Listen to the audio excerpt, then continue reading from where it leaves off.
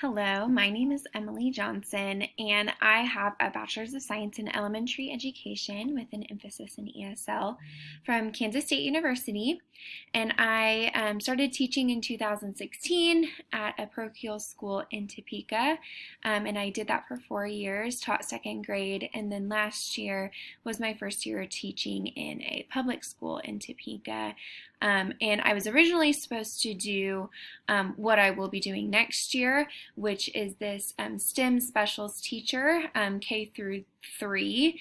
But because of COVID and having to make some shifts because of placements and classroom teachers, they put me into second grade again. So all 5 years of my teaching have been in second grade. But that leads me to what I will do next year. So I work for USD 345 Seaman Schools in Topeka, Kansas. My current position for the upcoming 2021-22 school year is the STEM specials teacher, and it's through a program called Project Lead the Way, PLTW, and in this position I travel to 3 different schools teaching the grade band of K through 3. So what's really cool about Project Lead the Way is the STEM-based projects and modules that I will get to teach, but also my favorite thing to do as a teacher is cross-curricular lessons, and they incorporate standards, not only the NGSS standards for each grade, but standards across content. So I get to do a little bit of art and a little bit of reading, as well as with the science standards. So here's a little bit about my personal life. I'm married to my husband Mark for 2.5 years, and we have a 1-year-old daughter. Her name is Maisie. And then we also have a golden doodle named Thea, and she's 3 years old. I'm originally from Hays, that's where I grew up, but we currently live in Silver Lake because that's where my husband teaches and coaches. And one of my things that I really like to do, because of my husband's coaching, I like to go to all those coaching activities that he has. I love to cook and bake and travel, and then also just hang out and play with my daughter and watch her grow is the best thing ever. I love to teach all the subjects, but especially love watching students tinker with science and engineering, and also get their creativity out with art. And so through some of those lessons for Project Lead the Way, I'll get to do kind of those integrated subjects. So on to school mission and vision statements. So gathering kind of all the information that I found on school mission and vision statements, this was kind of my shortened version of the definition. So a school mission statement is what a school is currently doing to serve its stakeholders to accomplish its academic goals. And a vision statement is looking to the future of the school by setting clear and concise goals and values that all stakeholders can understand, honor, and attain through everyday work. So looking at kind of the vision as the big picture of where the school is going, and the mission are the action steps taken to reach that vision. So the role and importance of both of these statements is to guide school leadership to make informed and purposeful decisions focused on the mission and vision of their school. In turn, stakeholders can use those common goals to collaborate with each other to propel forward an innovation and improvement as a focused unit. And then working together, kind of touched on it already, a school's mission actively drives a school to its vision by identifying priorities and direction in which the school wants to be valued and known for. So in development of these statements, it first starts off with soliciting information and data from different viewpoints of all your stakeholders on the wants and needs of the school. What are some unmet wants and needs of the school, and where do we want to go, and what do we want to be known as, including parents, administration, higher up through teachers and staff and all different people, because everybody is involved in that mission, from the lowest on the pay scale to the highest of the pay scale. And then collaborating with a group of those types of people, with school leadership team, to review feedback, design a vision statement, and then have a set deadline for that statement so that it doesn't get shoved to the side or other priorities come before that. And then it's presented to the staff in order to gain feedback and revision. Your staff is your number one people that you have to have on board, and so presenting to them before the final statement is absolutely necessary in order to get buy-in from your staff. And then unveiling to all the stakeholders, so not just your staff, all those revisions being made get pushed out to parents and teachers and students and all those community leaders and people that are involved with the schools. And then developing an actionable school mission and vision statement, because it means nothing if it's on a piece of paper. How are we going to act upon it and actively review it and manage it? You still need to connect with all stakeholders. So that connects the school with the community and the business and the diversity within that. And keeping in mind the diversity that you have in your classroom or in your school. And then through comprehensive needs assessments gathered through data, looking at the equity of your mission statement. Are we reaching all students as we need to reach them? And being fair to all students, depending on their backgrounds. Through technology, seeing what kind of technology is needed for the vision and mission statements, but also keeping it equitable for that as well. And then through the curriculum, learning environment, etc. There could be a million things that you look at needs for your mission and vision statement. And then embedding and living the vision statement. So again, not just putting it on a piece of paper and hanging it up on the wall, actually living it with your mission and through digital citizenship, through values, communication, and through active professional development and training for teachers and staff for sure. And then we move on to the characteristics of well-written school mission and vision statements. So they both need to be clear for all stakeholders in a common language.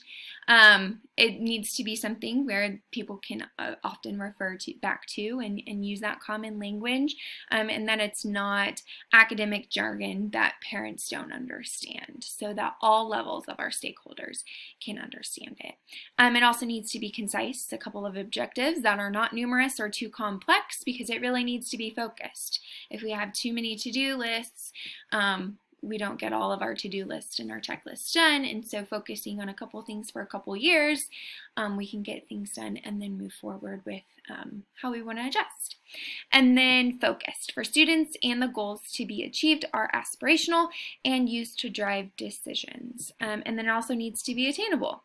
So we are looking for aspirational goals and inspirational goals, but it can't be something that can't be attained and can also be measured and met within 3 to 5 years. So common problems with school mission and vision statements: if statements are not clear and focused, it can cause confusion of priorities and identity, stagnant, so nothing gets done, it's forgotten, and continuing conflicts within the school. There needs to be buy-in with all the stakeholders so that the vision and mission can be met by those who are implementing them, and if the mission is not communicated or readily visited, it can easily dissipate with no real growth. So touching on to that stagnance, I think is a very big thing. And so looking at my just reflections of personal and professional reflection on school and mission statements, I've only encountered mission statements as far as I was aware of. I think both schools that I've worked in had vision statements. They just weren't labeled as vision statements. But both of them definitely had mission statements. All mission statements seem to run together for me. They all seem to say the same thing and basically just outline what a good school is. Weren't very specific to a specific school or the specific school that I was in. I never thought of it as an active guide or something that was updated to reflect current need. Most schools that I have attended or worked at, I didn't even know what our mission or vision statements were.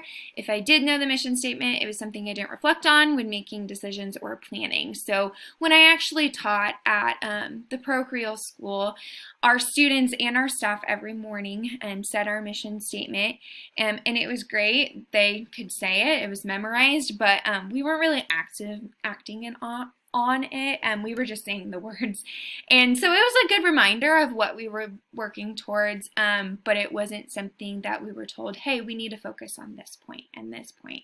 And what are we doing in our classes and in our everyday school life that we are touching on these different points in our mission statement. So I think a lot of, for me, reflecting on mission and vision statements is seeing them get pushed aside. They look pretty on the wall. They're a really great statement. They make the school look good, but are we really acting on them? And so I think these mission and vision statements are obviously fantastic. After research, it does make sense to have a focus on how you're leading and how you're working and throughout the school and what you're trying to achieve. So mission and vision statements hold all stakeholders accountable to upholding both statements. Having measurable goals and objectives can help students and staff achieve the vision. It also allows for an open conversation about the shortcomings and successes of the current school environment. By analyzing that data, stakeholders can move forward in updating mission and vision statements to reflect the current climate through academics, social emotional skills, diversity, community, instruction, etc. And then real world skills too is definitely something that is touched on a lot of mission statements. And I think that's important because we're preparing students for the real world. So looking at USD 345's vision and mission statement, so I just chose to do my whole district instead of my individual school since I'll be at 3 different ones. So it's not labeled as the vision statement for USD 345, but it definitely looks like the vision statement. It's labeled everywhere. So Learning Without Limits is the Seaman School District's vision statement. You can see it right there on the logo. And that is definitely embedded in every part of what I've seen so far for the Seaman School District. Through professional development, through student instruction and curriculum and success, and even through my position as the Project Lead the Way teacher. That was a program started 3 years ago. And so that whole program definitely is focused on the vision and the mission of learning without limits and feeling forward and knowing that we aren't put in a box and that we can kind of solve problems without limitations. So I definitely can see that working a lot in my district.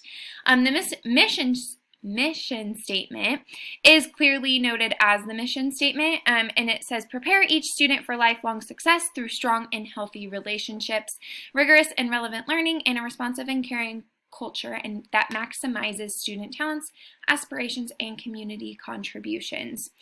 So my reflection within these two, the vision statement is clear, concise, and is clearly directed our administration and decision making. The mission statement doesn't seem to be driven with the vision in mind. There's parts of it that I pull out that I can tell are about learning without limits, so rigorous and relevant learning, but then it also kind of veers off to healthy relationships and responsive and caring culture and community contributions, and all those things are awesome and great, but I just wish it was more focused strictly on that learning without limits and focused on a few couple points of what we're doing actively to meet that vision of learning without limits. It doesn't create a unique mission, I believe, for USD 345. There's a lot of great things that I see in USD 345 that could be touched on there that are actively being done. So diving into USD 345's 5-year strategic planning, which was great. I wouldn't have normally done that, but I got to research kind of the strategic plan from 2018 to 2023. They set aspirational, attainable, and measurable goals for each level in the district, which correlates to the vision and mission statements. And so it was really great, even though I would tweak the mission statement a little bit to be more directed to the vision. I could definitely see those objectives and those measurements and those goals within the strategic planning form. So further reflection on it. I would say that it is embedded into the culture of the district for staff and students. I wish my standard correlation for NS number 1.1, it reflects that standard by having a research and reflect on mission and vision statements and how they provide for the well-being and successes of the school. It has also showed us the process and development and implementation and how collaboration allows for all needs and values and priorities to be heard and then actively met. It's relevant because knowing about the importance, process, and implementation of vision and mission statements helps me to realize the vision of my own district and the steps they are taking to to achieve that in their mission. It is also important to understand that having a core set of values to base decisions